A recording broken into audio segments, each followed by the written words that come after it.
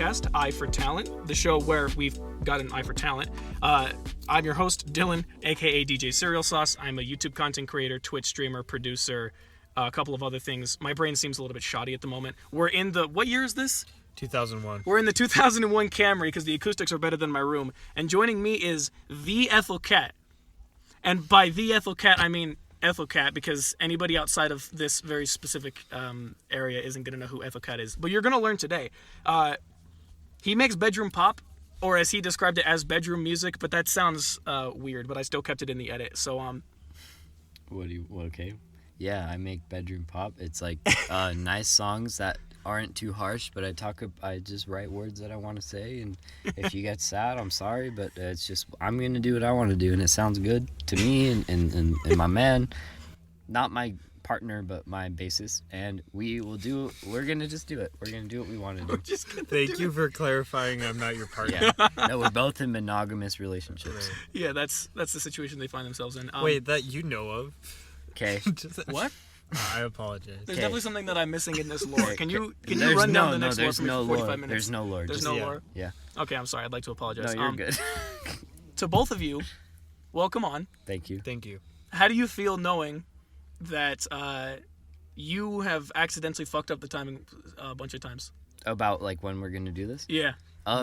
If you know me, you know that I'm gonna say a thing, and it's a lie, and you have to, like, let me repeat it 10 times and change it over and over again, and on the last time that I mention it, that's the real time. So I'm sorry, but I'm really not. That's just how I am. Like, I've literally been like, okay, what are we naming our band? And even though Ethyl Cat is our name, I want to change it like every other week. So you just deal with it, and then it happens. One of the things that Ethan told me was that his ideas work 60% of the time.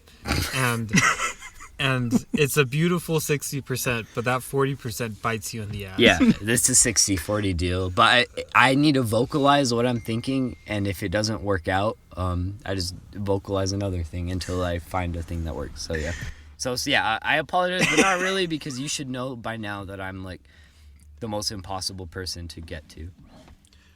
The fact that it happened makes me happy enough, you know? I like to poke fun at people. Yeah, like make fun of me for it. Like, the last 3 people that I've talked to, they were incredibly nervous prior to starting, and I was like, it's okay. I'm trying to be like open and, you know, allow you to express yourself and whatever. And then the second they jump on the podcast, I'm like, this fucking idiot. Yeah, I'm not nervous at all. Don't mind the car that just drove by. I'm that didn't drunk. happen. Okay.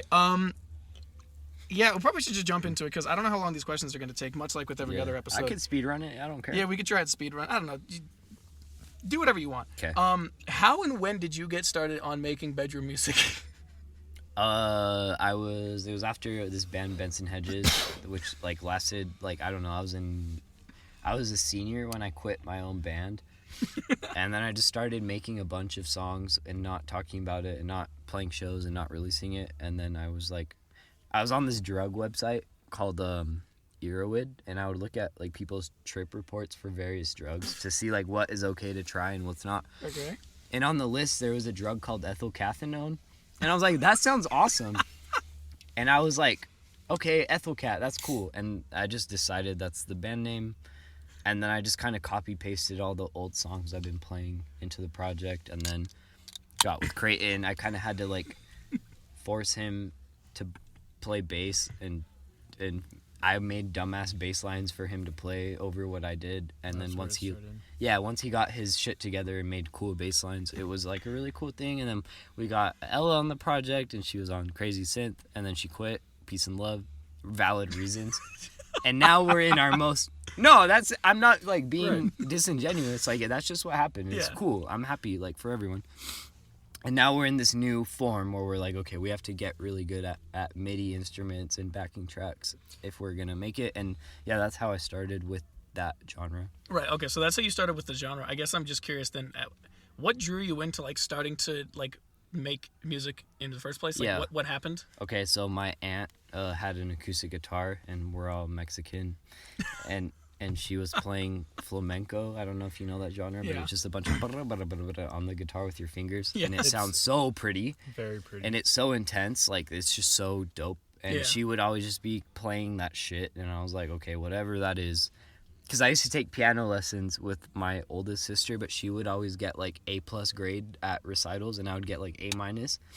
And I was like, okay, fuck this. Like, she's better than me. So then I was like, okay, if I can beat her at guitar, then she can't say shit. So I learned guitar out of spite, like, to make my sister upset. I was small. It's all good. I was a jealous little man. Peace and love. But it also came from my aunt playing like pretty ass shit on the guitar. So. Yeah, fair enough. Honestly, you could have just kept it at my aunt has an acoustic guitar and we're all Mexican. I would have been like, that's acceptable. Sure. Yeah. That's okay. That's fair enough. What about you, Creighton? What did you get forced into playing the bass, or was there? You got something... forced into every musical project I've ever had in some way. My start to music started when I started like private lessons with the violin. When I was really young, I like saw the Tabernacle Choir one time. I'm so and sorry. I really like had the drive in me to learn violin. That fizzled out in junior high, but from second grade to junior high, I was taking private lessons every week. My love of music kind of dwindled from like Dwindled from there, but once Ethan and I became like really good friends, I felt compelled enough to buy like an acoustic guitar with the man. He helped me like get it. We bought an amp and an acoustic guitar that we still have the amp to this day. We used it literally today for practicing. Yeah. After that, kind of fell off of the acoustic thing. Ethan and I, we had our divorce. right? We Stopped we being weren't the friends. best of friends like during high school, but then we had a rekindling. We And relapsed. With like the Ethyl Cat stuff, I felt like music has been a part of my life for a long time, and then it stopped, and I wanted to get back into it, and I felt like bass was like a good way to go. I remember getting a guitar first, and then I got a bass that was like a Squier Bass 6, 6-string. and that was like the first bass that Ethan and I started with. We played this house show on my birthday with the bass 6. In my house, in my room, everyone was on my bed. Yeah, honestly, That's happened a couple times. Bedroom. and that's where Ethyl Cat I feel like began. Yeah. That's when Ethan and I started like, and the very early days of Ethyl Cat was Ethan telling me what to play, and then like I would like really try my best to like learn it, because like this whole time that like I have been partying, he has been studying the guitar. I studied the blade. Right. Yeah. So like the early days of Ethyl Cat was Ethan trying to help me, which he did a great job. Like I feel like Ethan's vision of composing songs, especially with bass, is smart, and like he knows like what to do. So like even so Prayer Beads, I feel like he wrote that bass line for me.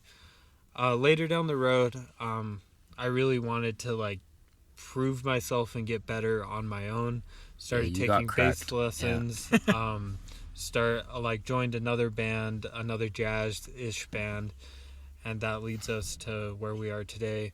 I feel like I'm proficient enough in bass lines that when Ethan gives me his ideas, I can write on top of that, and that's kind of like the workflow that we've been in for most of Ethyl Cat. Like he gives me something on like a recording, I loop it a bunch of times, write a bass line, and then like Ethan sometimes has critiques, very rarely, but like his critiques are very valid, and then we just refine it from there and then get to a place that we're happy with. Yeah, Ethyl Cat is like as if Creighton lived in like another country, even though he's like 15 minutes away from me, because I just send anything, whatever, and I'm like, do something. And yeah, for real, most of the time his bass lines are just cracked, and I'm just like, I have nothing to say. Just play that at next practice, because it's very good. The only times is because... I don't know, I'm like one note, do this one note, and then it's solid. So it's turning into more like an individually, we're all like all two of us are like in like we're adding. I feel like I make all the songs, not really on purpose. Like, if there's ever a song that he makes up, I'm going to try and, vibe with it and make it work because the man has an ear. So, yeah, I don't know. We're like a distant ex type of relationship when we make songs, and then we come together and cross our fingers that it works, and like 80% of the time it works. So, yeah. That's pretty fucking impressive. That you have better collaboration skills than like all of my friends who are like a part of the brand that I already run. Fair. But I think a part of that comes from the fact that, again, you guys live 15 minutes away. And we're like best friends. Yeah, exactly. So he knows kind of where I'm going, and I know where he's going. Well, I think Ethan kind of groomed me. I did groom him. I don't know if you can say that. No, not in a sexual way. I groomed him. So You've been taking care of his hair since. When I was very young, I remember distinctly, we were on a scout camp. Man listened to my playlist, and it was cringe as fuck. And from there, like, he made fun of me, but kind of like took me under his wing and like started showing me like He's like, be better. Actual like music that like I connected with. I was also 15, so like you really can't like.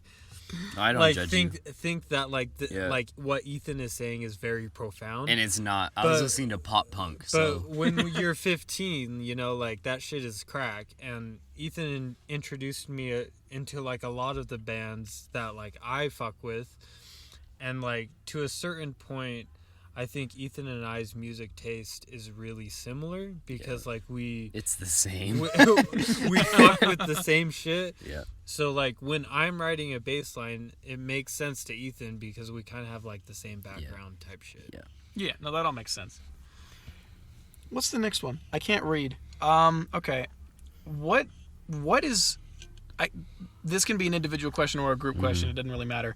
What is your favorite song that you've created, whether it's released or not, or whether it's even finished? We need to split it up because I know we have different answers. Okay. Yeah, you go. My favorite song I ever made is not released. I don't have a name and I only have a chorus for it. But it's so fucking cracked. Like, I like busy guitar. I like when there's a lot of things going on and you can still sing over it, and I made a new song.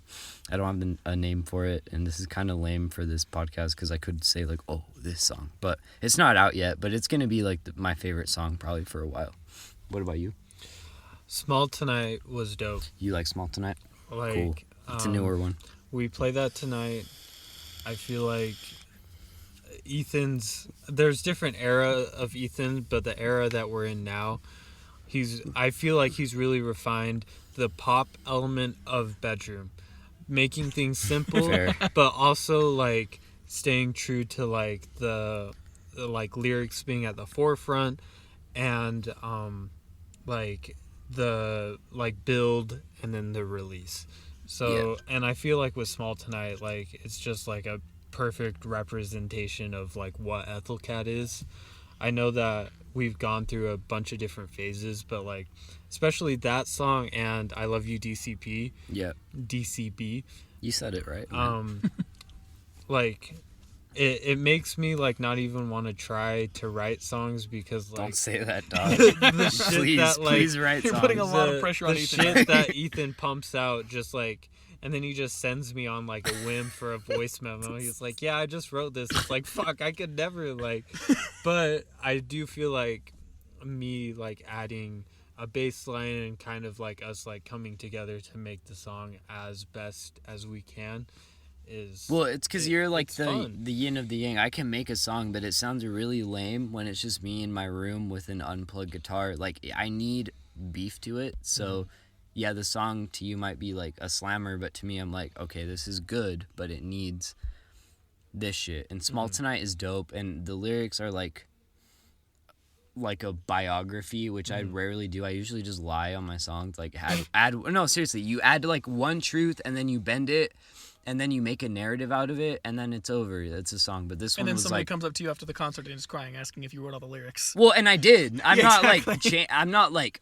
biting lyrics, but on this one, I literally was delusional, and I ended up by like Cottonwood, like the mine, and I was driving, and I was just like, oh my god, like where the fuck am I? And it was just a whole thing, and I got home safe. It's all good, but.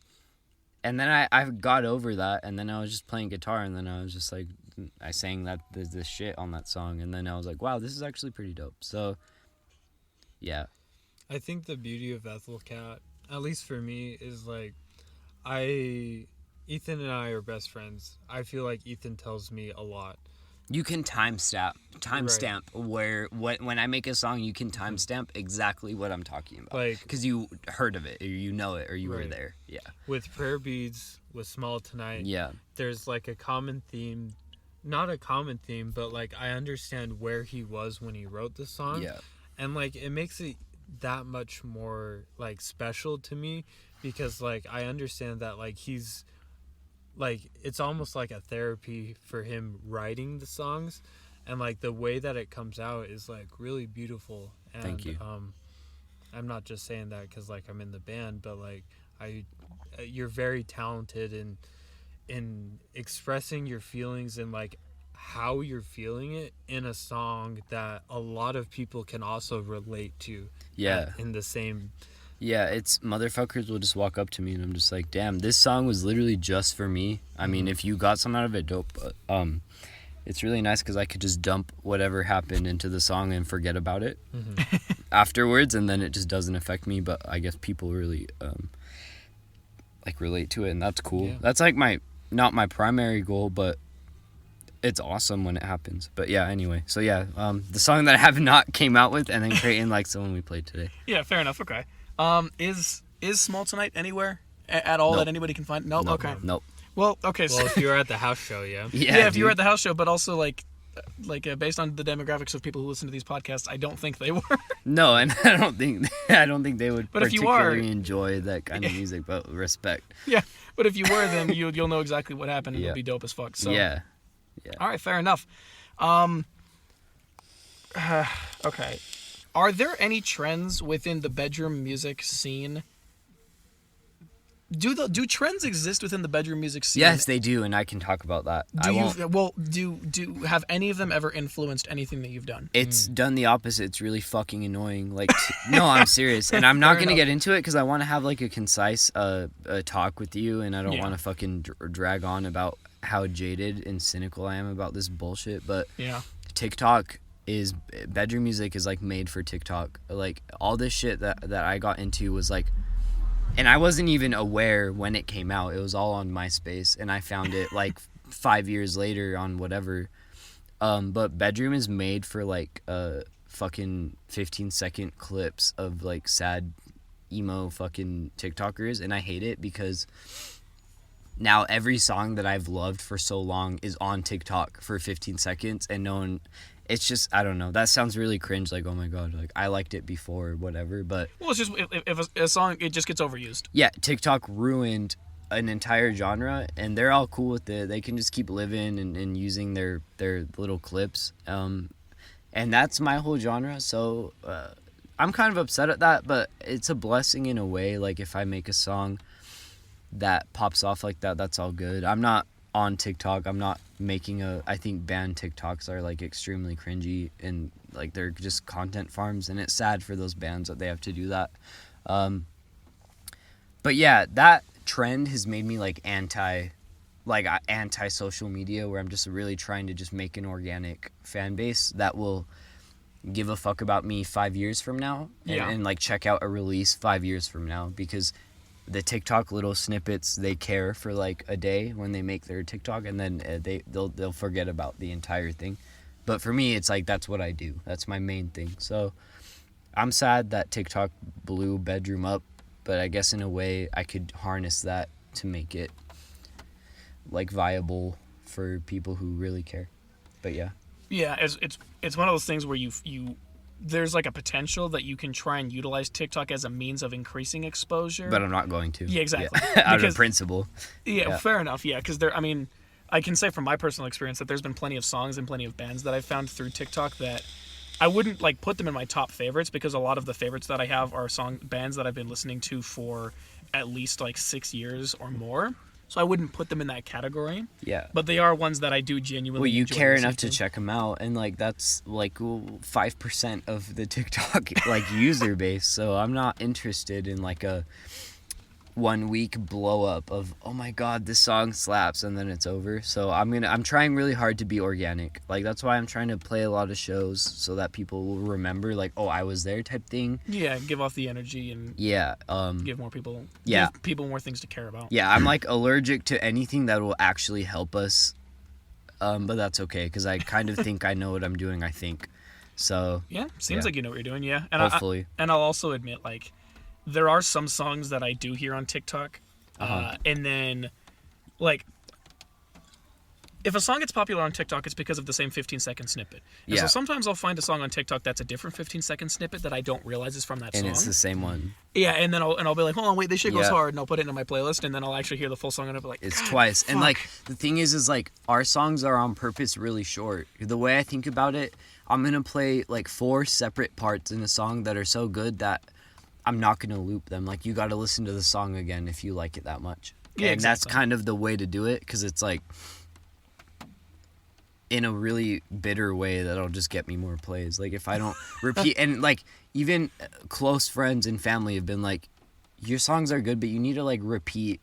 Like, you need to make it listenable. Like, you got to repeat a chorus. Yeah, have some degree of repetition. And I absorb that, and I just do the opposite. Because I'm like, look, if you liked it that much, you'll listen to it again. Because that's how I am with songs. If I hear a song, even if it loops, but, like, if I hear a song I really like, I'm going to be addicted to it for a long time.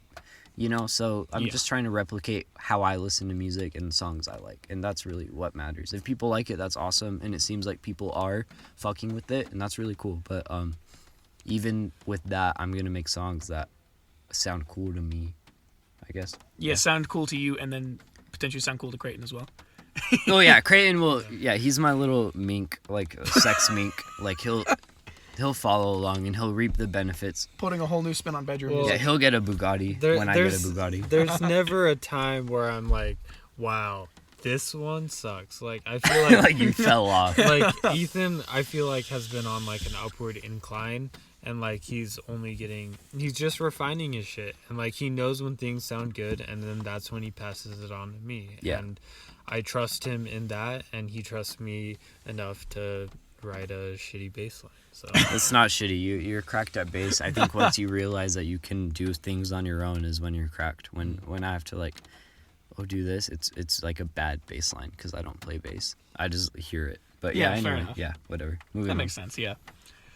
This question is for both of you. I think it's funny seeing how much money people spend on things that might be considered excessive. So somebody who doesn't make bedroom music, or somebody who doesn't even play an instrument or do anything that you guys do, if you told them, hey, I spent, a bunch of money on this specific item, they would probably look at you and they would say that's excessive. What is that item? The guitar I used today, and I don't even use that guitar. Most of the time I use a guitar that was like, it was 2 guitars that were $100 each, and I just took the neck of one and put it on the other. Okay. And it's my favorite guitar I've ever owned, and it was broken for a long time. Every string buzzed, but like the earth healed it. I don't know. I left it alone for a long time. I never touched it, and then I picked it back up, and all the strings were not buzzing, and I was like, oh my god, the earth is healing. Like, my guitar healed itself, and now it's my favorite. But the guitar I used today was like $800 or $900, and I spent my tax return on it,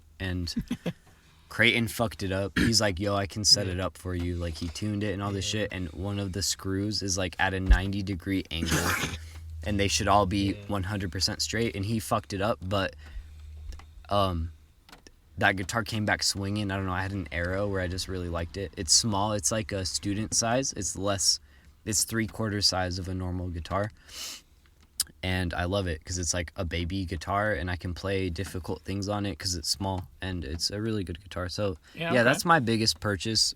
I'm sure you have a big one, too.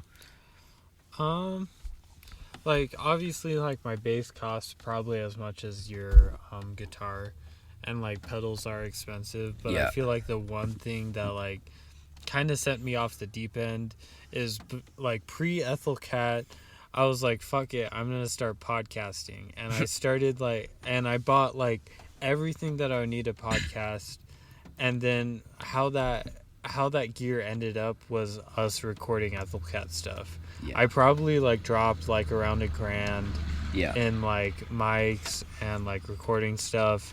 and then using my tax return on like a better Mac, because the Mac that I had before was chugging. It had an i3. It was overheating and shit. Like, Yeah. it would fucking crash on Logic, and it's like, so it's probably that, like, initial investment. And I think if you were to look at it without, like, looking into passions, it was a horrible, like, purchase decision, because I put it all on a credit card, and it was during COVID, so I was like, fuck it, I don't give a fuck. I capitalized on it, though. I knew what you were doing. I knew how I could Right. abuse it. We did a podcast for a little bit, didn't really go off, but like that gear is like the same gear that like I use to this day with recording like current Ethyl Cat stuff. So I feel like it's paid for itself, but then at the same time it's like, really, dude, you're putting like $1,200 on a credit card On a just to whim. say fuck it, like, Yeah, like you want to Instagram. start a podcast, like you think you're that interesting. Yeah. But at the No same shade to you. at the same time, like, I really do think that like that gear has served me well, and it's shit that like Ethan and I still use to this day. And even though it seems like a bit excessive, I'm happy with the purchase, and it's probably one of my most egregious, like, weird purchases. Fair enough, yeah. I mean, there's you guys. I can't imagine you've seen the other episodes, but like, I have, like, the guitar. I totally get the amount of money that you're spending on it. Yeah. Even with, because in your $1,200 case, it's also like it's not $1,200 for one thing. It's $1,200 for a whole setup. Yeah. So it is more easy to believe and understand as to why that would be the case. I have a motherfucker who spent $650 on a chef's knife. Yeah, that's cringe. But I don't make food, so I respect it, I guess. Yeah, again, it's like at some point, but that's exactly the point. You look in on that and you're like, that just seems excessive. Yeah. Because when he told me, I was like, that just seems excessive. Yeah. So, but no, I mean, ironically, I think you guys have the most reasonable reasons to have spent a quote unquote excessive amount on the gear that you have so far. Granted, it's comparing you to 3 other people, of which 2 of them are online content creators. Yeah, no, So- I was like, when he bought that shit, in a way, I was like, this is really cool, because like the podcasting will die out, and then I have legit gear to record on, and that's kind of mean, but I have like a vision, and I'm not gonna. I mean, if I didn't spend $1 on that shit, and now we just use it all the time, so it paid off. Like, my fiance was like, I want to make beats, and I was like, okay. So for Christmas, I bought her a MIDI keyboard, and I bought her an interface and a microphone, everything she needs, and then she didn't really do anything with it, so now I have that gear, and it's just like, yeah, you like hoard gear and it works. I have like 2 like 4-track recorders that you don't even need an interface. It is the interface, and You bet. it has microphones on it, and I just like gear. I like recording on random shit and like triple tracking it, and it's really cool. So it's all worth it, honestly. You learn. Oh yeah, absolutely, yeah. So that's the most respectable that I can attribute to that right now. Yeah. What does collaborating with other people look like? If that's even like, I guess I don't necessarily mean collaboration in the way of like what happens today, where it's like there's you and then there's 2 other bands. Yeah. Like collaboration on, I guess, like a smaller level, kind of akin to what's going on here. Yeah. Like, what does that look like for you? Does that happen? For me, it does happen. For me, whenever Ashley is really down, I like beg her to sing on some shit. For me, collaboration, especially with Bedroom, there's a lot of Bedroom albums where there's just this random singer who's like on only one song of the whole album, and it's so unique and special, and then you never hear their voice again on the rest of their projects. And that's kind of funny to me, because Bedroom is about like just asking someone who has some skill, some like usable skill, and just being like, hey, can you do something on this? And then they do, and it's awesome, and then it's over. That's kind of what Bedroom, like, I don't know, like that's what being like, I don't know, me and Creighton, like, I don't know, I'm like a not a solo artist, but at the end of the day, no matter what, I'm going to keep making songs and releasing them. And when I have people who collaborate or don't, like what people who stick around or don't, or people who hop on for something, that's awesome. And I'm able to just collaborate with them and then drop it if they don't want to. Like, it's just, yeah, collaboration is cool.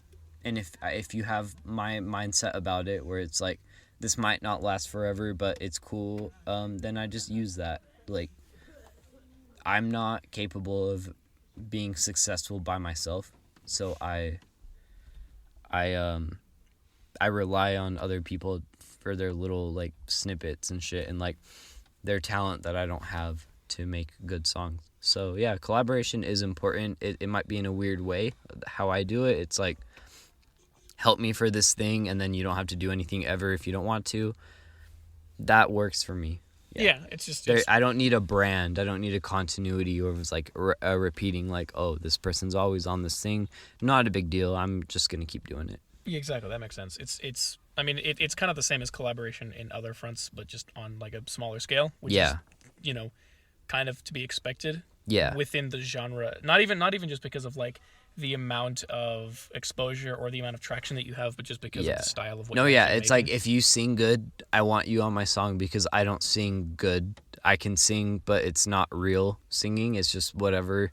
But if I have a good singer, then it makes my voice sound better. So I need you to sing good for me for this song, and then we move on. You know, if you play an instrument good, do it. It helps my song, and then we move on. That's really how I feel about it. Yeah, I feel like the workflow of Ethyl Cat pre Ella leaving was Ethan memo records a song. He there was one time, like, what I'm thinking of is like the Pale Horse recording.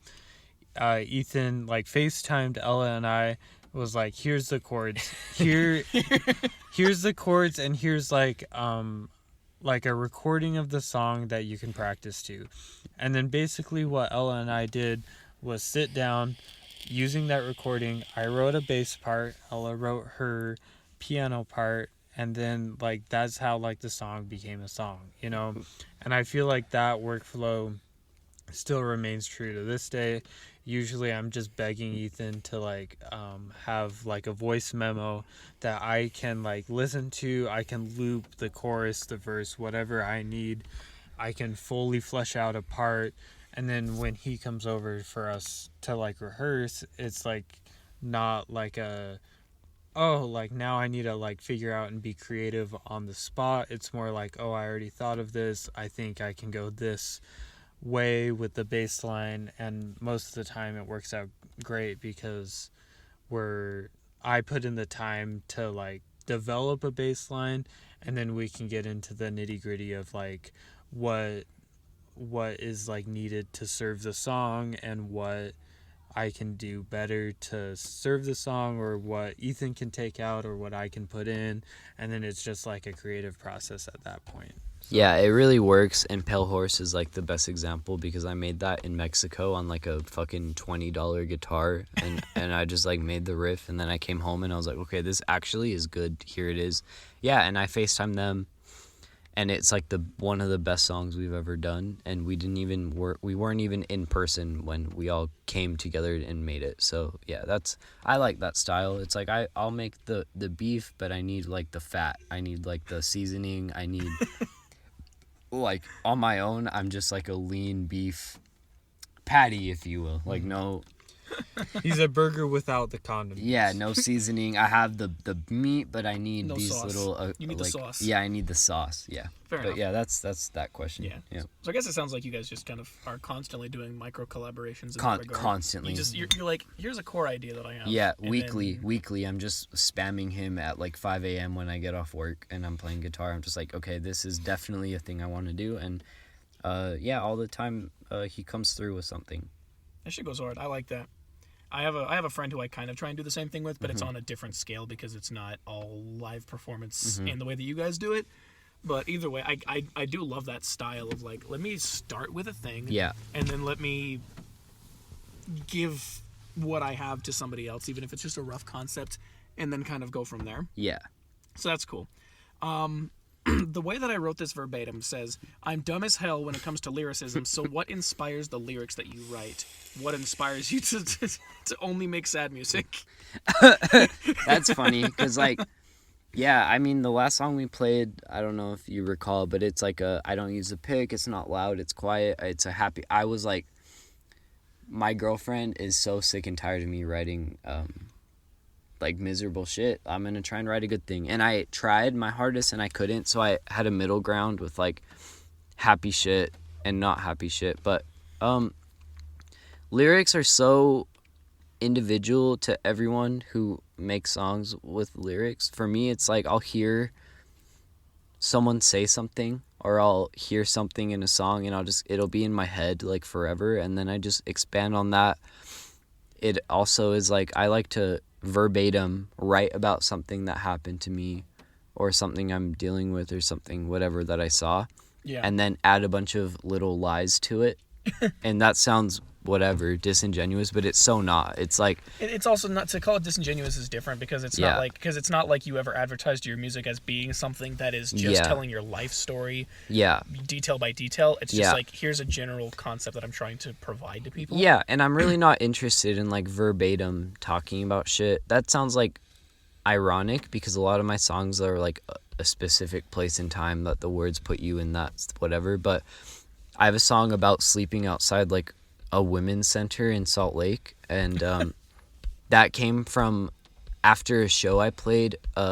My fiance's car got hit by a drunk or high ass driver who was coming out of the women's center right across the street, and I chose to like not talk about the car accident, and they were trying to leave the car accident. It was crazy. We were all there, and it was all insane. Creighton was there, but in my head the whole time I was just like thinking about, sleeping in the women's center, nothing's gonna make you better, wear your habits like a sweater. Like, you just add things to it, and I was like, in my head, it's like, okay, the women's center shit is real.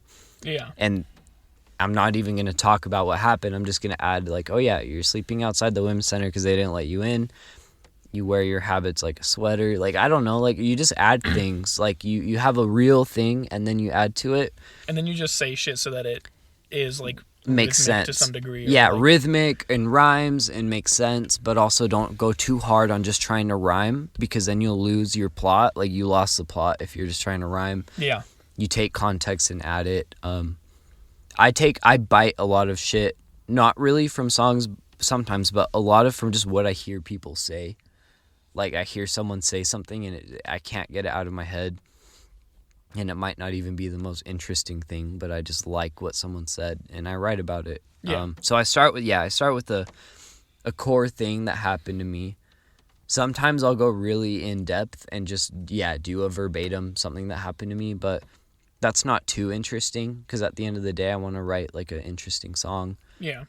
So I'll drop in little nuggets of creative writing, but if you don't start with something that you really mean, then you're really not going to get anywhere. Like, you're not going to achieve the goal that you're trying to set out. Like, with if you're talking about something that you don't know what the fuck it is about, no one's going to connect to it.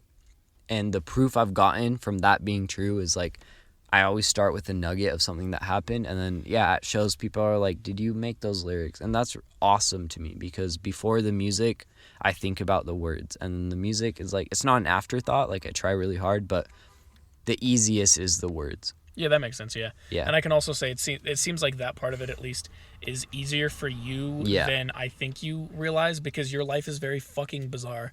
Well, it's weird. It has its ups and downs. Most of it is just things that I do to myself, like things that, I'm just like, I fucked up. Like, it's not like I have this awful life. Most of the time I bring it upon myself, but it makes for good songs. So, I mean, it works. It's a pretty unhealthy relationship, but you get it done. But that's where you end up getting at. And then people like that stuff, so it's all good. That makes sense.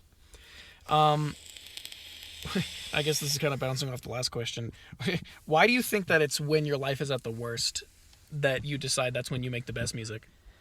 Like, is that a part of it? It's just like, if something bad's happening, I know that I can still make something good out of this, because people can relate to it about their life sucking or whatever. Well, yeah, I mean, you answered your own question. Like, it's like, when I don't have therapy or can't pay for therapy, the best thing is to dump it all in a song, and then once the song is a real thing that people have heard or people are playing to, like Creighton on bass, like, I don't have to think about it as like something that happened to me. Maybe that's not healthy, but to me it really works. Where it's just like, oh yeah, this happened. I think if you feel better after the fact, and I you do. Kind of It's like decompress, then it's working. It's like just fine. if I can sing about this without getting emotional, then it's out of my body, out of my head, and I can just move on. You know, exactly. If I can't pay for therapy to talk about it, then you bet your ass I'm gonna make a song about it. Hard things, I don't know, like. There's literally not one person who has like a breezy ass life where they just don't have to deal with anything, and they process it in different ways. But for me, it's like, might as well put it to like good use and make a good song out of it than like wallow in it. You know? Exactly. Men will literally make a banger song before going to therapy. No, literally, like I just look out my window and I look at the freeway and I'm so fucking out of it. And then Ashley would be like, "Are you okay?" And I'm like, "I promise I'm okay. I just had a moment. I was just." You're like, I was just thinking of this banger. I always like stare out into space like when I'm around people because I'm just, like how could I use what I'm thinking about for something? I have like an overactive like mind where I'm always just like, how can I utilize my own trauma for art, I guess. That sounds dumb, but honestly, it's like all the best people do. Like they don't say it, but you know that that's the case. Yeah, like I didn't pull this out of my ass. Like this, exactly. you know, and you can tell, I guess. I hope like it's real shit, and I mean it, and yeah. Yeah, that all makes sense. Yeah, lyrics. Yeah, that's everything. You know what? The ironic part about this next question is you actually technically accidentally answered this. Mm-hmm. The first part when you were in the show, the first part of the question is, do you know music theory? And you're like, I know a little bit. I know just a little bit to get shit done. Yeah. And then I guess in like do you use the very little amount of music theory that you have to just make everything, or do you sometimes just fuck around until something clicks? It's always fuck around, and I toxically get annoyed when I send Creighton a song and he's like, I need chords. I'm like, dude, no, use your ears. And that's not fair because people have different brains. Like his brain is very analytical and mine is just like, I hear something and I can do it. There's not like a plus like there's not an obvious advantage to either over the other. But for me, that's why I'm not good with collaborating with people that don't get it, because if I need to like, I don't know, if I need to tell you the chords, I'm just like, fuck, like it kind of breaks your process. I can't be bothered. It's fucking my process, which isn't fair. Obviously, like that's not fair because music is for everybody and people have different brains and some people really thrive on that. Like, oh yeah, I have this chord progression, I can make something cool. For me, it's like, I sent you you can hear it, like you should know, which is not fair. It's like that fucking meme where it's like, I hate trigonometry so much. It's like, prove it's a triangle, bitch. Look at it. Yeah, exactly. Like just look at it. Like listen to it. Use your ear. You can hit the root and then you can find everything else. I've always played songs like that way. You know, sometimes like I'll look up tabs just for chords for like easy songs and shit. But yeah. And I know how to read tab, but that's not real music theory. I know like your basic chords. If you give me 15 minutes, I can tell you what note I'm playing. But to me, it's just like, I need to create with people who will just deal with my dumbassery. And me and Creighton have found a little balance where I'll be like, okay, at least I know the root of this chord is this note. And then he can cook. Once he knows the root, he can cook and do different things. But I've always had a really hard time when people are like, what are you playing? Because I'm just like, dude, I just like spit this out. I spent time on it. Like I cranked this thing and I don't want to tell you how to play it because then I have to actually analyze what I'm doing and then I get bogged down in that. And that sounds so pretentious, but seriously. But I mean, that's just a part, because somebody who is the opposite of you could say the same thing about being pretentious about music theory. They're like, I hate when somebody doesn't understand what they're reading because that is also a core part of making music. It's like, no, it's a preference thing, and you just have to be able to work. Or you have to be able to work around and work with the people who might experience and understand music differently from you. Yeah, and my brain is on the just put your fingers on a part of the wood on your instrument, and if it sounds cool, keep going. Like Oh yeah, exactly. So to answer your question, it's all just like noodling. I like to watch TV and play guitar, and I'll just watch what I'm watching and find something that sounds cool, and then when it sounds good enough, I'll pause what I'm watching and like flesh it out. So yeah. Yeah. Okay. Yeah. I fully respect the fuck around and find out method. Yeah, that's literally what I do. Because that's like partially what I do. I do abuse music theory sometimes. I don't know music theory, but I do try and abuse the little knowledge that I do have to specifically try and strike a feel, because I know that certain chords trigger certain feelings. Yeah. Baseline and whatnot, but a lot of it is kind of me just being like, this is like. The most amount of music theory that I consistently apply is figuring out what scale I work in, and then just doing whatever the fuck I feel like. Yeah, and for me, I follow the scale, and I'm like, this is too cringe. I'm like, this scale it makes too much sense. I gotta hit them with a weird like happy sad chord where it's in the middle. It's a seventh. I think that's what it's called. It's a seventh chord.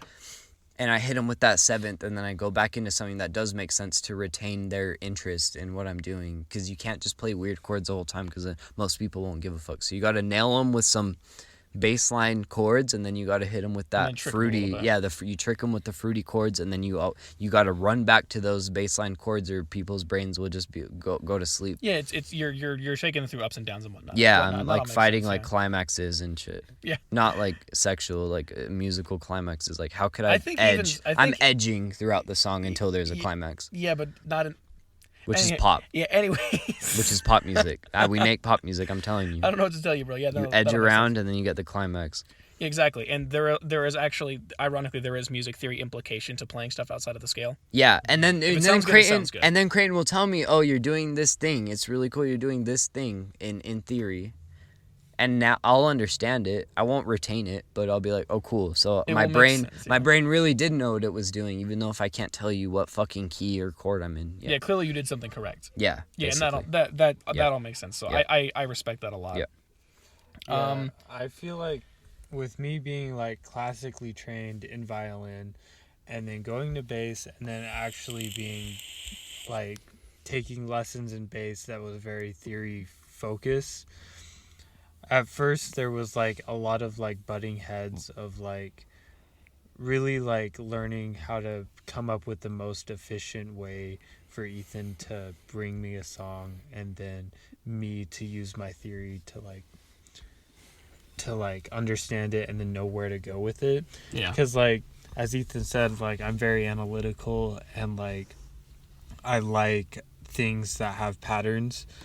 With Ethan, it's more like chaos, but like in the chaos is like the only thing that's anchoring that whole like chaos is his ear, and I know that like he can trust his ear, and I know he knows he can trust that ear, and whenever he's putting out something, even though like in theory, there's like weird key changes and shit timing like changes. That. I always go 4/4 to 3/4 without even knowing it, and it sucks. But there's a creative aspect that I'm almost like envious of. That like he's not even like tied down to like the way that I think about music. It's this totally other like random way that he comes about it that makes sense, and it sounds good. So, like, in the theory aspect, like, I always try to, like, accentuate, like, as a bass player, that's what you're trying to do. You're trying to, like, ground the song. And with Ethan, like, yeah, maybe he doesn't know exactly what he's doing in theory, like, practice. And, like, if you ask him, like, why did you go from this chord to this chord? He'd be like, I don't know, it sounds good. Cool. But, like, what surprises me from time and time again is like he's still following theory principles without knowing it, and it's like the whole like Jimi Hendrix debate. Don't fucking compare me to that shit. I have nothing on Jimmy. I don't think that you're Jimi Hendrix. I'm not saying that, but it's like you've done your time. You know it sounds good, and then when you give it to me, I kind of look at it in a different angle. So like a package, yeah. And I feel like having that like Ethan's like he just plays the chords that sound good, and even though you might be jumping from like, and it puts me in an uncomfortable spot, but I feel like the product of like what we like refine our songs to is always like a mix of like Ethan knows what he's doing with theory because his ear can hear it, and I know what I'm doing with theory is like Because you can prove it. I can prove Yeah. I can reinforce what you're trying to Yeah. do, and I really do think that it comes out with like good songs, you know, like I don't feel like anything that you're doing is uninteresting. It's like you always have like a twist on things that like like with my brain I wouldn't even think of, but it seems so like obvious to you. Yeah. And then like the vice versa of that with like theory, like, oh, you're doing this so I can do this that complements it, and then you're like, that sounds good, you know. Yeah, it's a yin and the yang. Like if you know what you're doing, then I'm never gonna be like, oh, your bass line sucks. I'm always like, oh, that's cool. It's supporting what I'm doing. So we have a good yeah. I feel like the dynamic is very strong. Yeah, it is. Yeah, it seems as simple as Ethan has all the crazy experimental shit that Creighton can basically just hammer into place a little bit to make it a little cleaner. Yeah. And then on the flip side, Creighton has the ability to just take a stable concept, and then Ethan can make it a creative mess, but like in a good way. Yeah, like Creighton knows how to ground a song to be like, okay, dude, you gotta fucking chill with whatever. Like you gotta make it appealing, and that always kind of saves the songs. Yeah, and that both of those concepts, and the fact that both of you understand the ways that the others go to read and understand music, makes it easy for you guys to consistently work on things and it's be really able easy to know that it's going to work. Yeah, and it's coming from a good place. It's not just like, oh, this is what I like, and then someone's like, this is what I like, and we clash. No, it's from a good place. But okay. And that all makes sense, and that's pretty cool. Just having somebody to check our balance, check imbalances. Precisely, yeah. I failed European history in high school. Don't worry about it. I didn't, but I was in AP Euro anyway. I was. Yeah, he got a fucking better score than me, and it pissed me off. I was in AP never went to Euro, college. and I fucking failed that shit hard. I had to take another class. It doesn't matter. Yeah. Anyway. Yeah. So, actually, never mind. This is a question that already answered itself. Yeah, it's been kind of answered. How do you find people to play with and at outside of the context of the Beehive? Because that seems to be the biggest contender for you. Like, how do you just find people? How do you just find things and places? Well, we got really. I got really lucky since high school. There's this dude who kind of organizes the whole scene. There used to be this venue called the Underground. His name's Derek. He's always. It was like a shot in the dark. I was like, with Benson Hedges, I was like, I have a band. We have songs. And I just started asking people through text, and Derek was a hit because he was like, yeah, I have this show. And then at that show, it was our first show ever, and then one of our old drummer's girlfriends was like, do you want to play my party?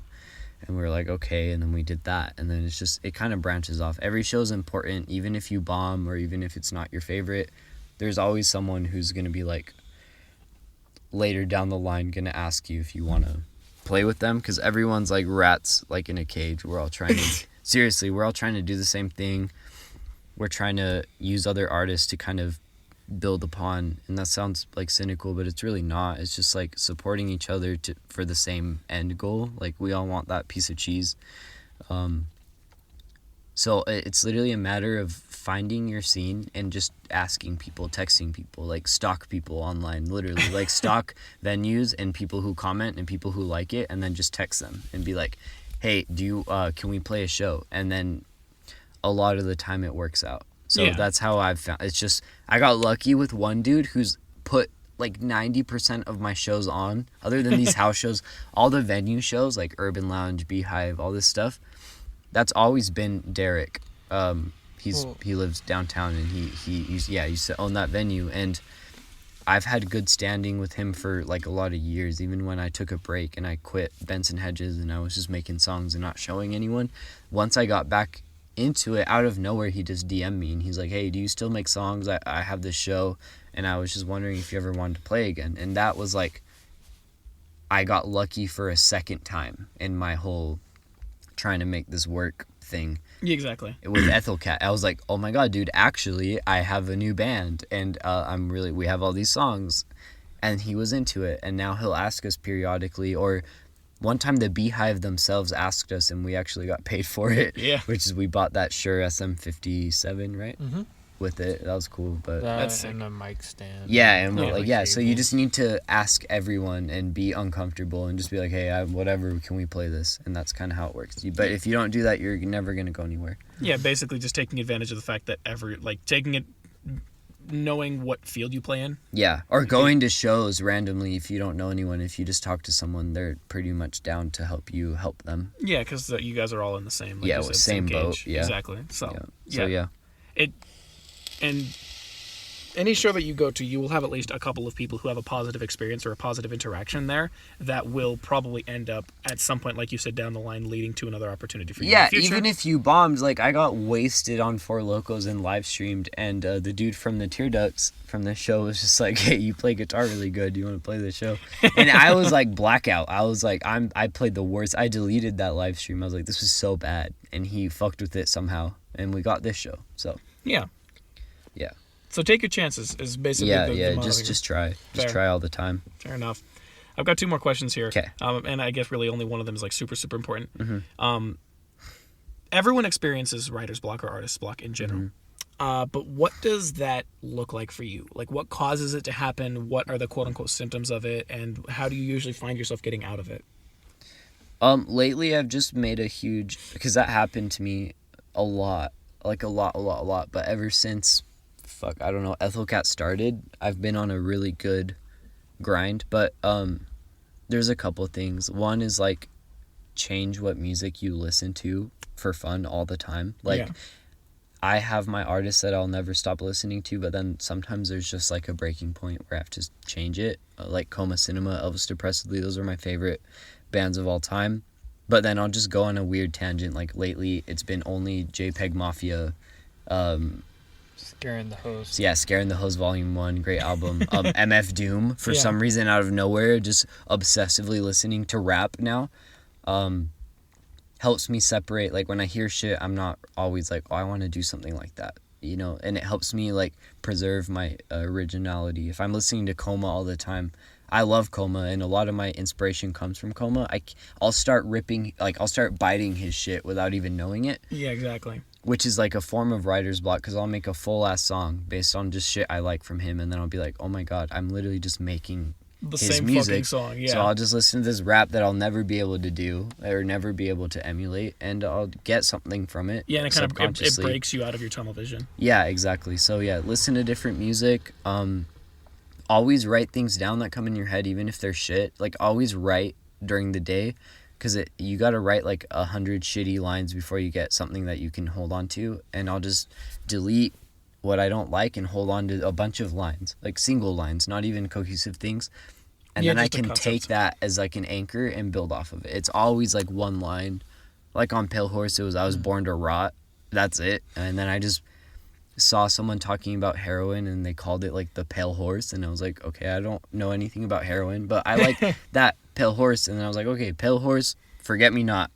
And I just build it. So And then you proceeded to look up the history of heroin for the next 6 hours. yeah, I do get obsessed Yeah, with and that's things. how Pale Horse Yeah. came to be. Yeah, I do get obsessed with things, but yeah, you just got to keep changing your shit. You got to keep writing. Like writer's block is kind of not a real thing. It just means that you haven't written enough shitty things to get a good thing. So yeah, I mean I've felt that before, but my answer, yeah.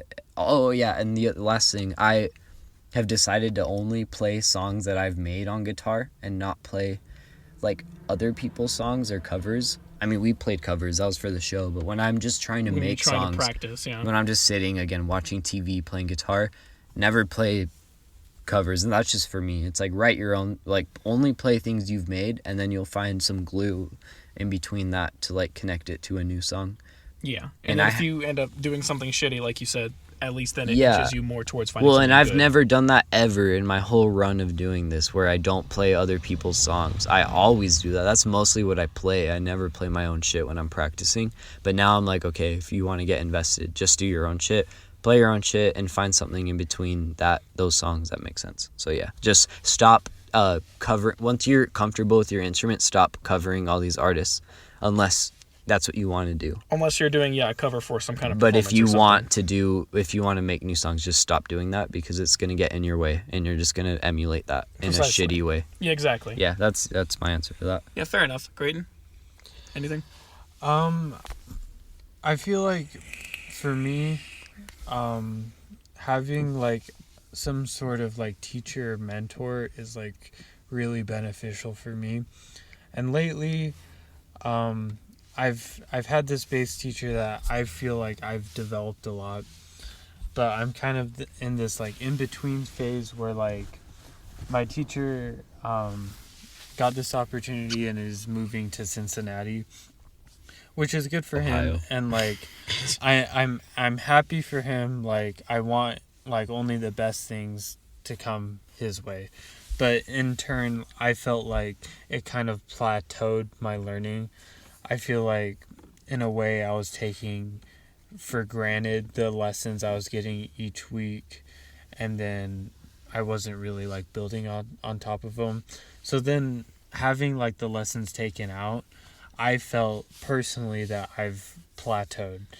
And I feel like that's like the first time I've really experienced writer block, because it's like, yeah, I know like the same shit and I know how to do like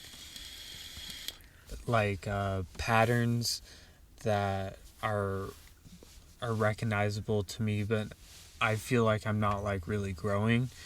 And it's just taking that extra time to like, yeah, you're not feeling the best, but like you need to like overcome that. Like, right, I feel like what Ethan said earlier was like perfect. It's like you're not putting enough time, you're doing some other shit. Like you need to push yourself and make yourself kind of like uncomfortable to be able to grow.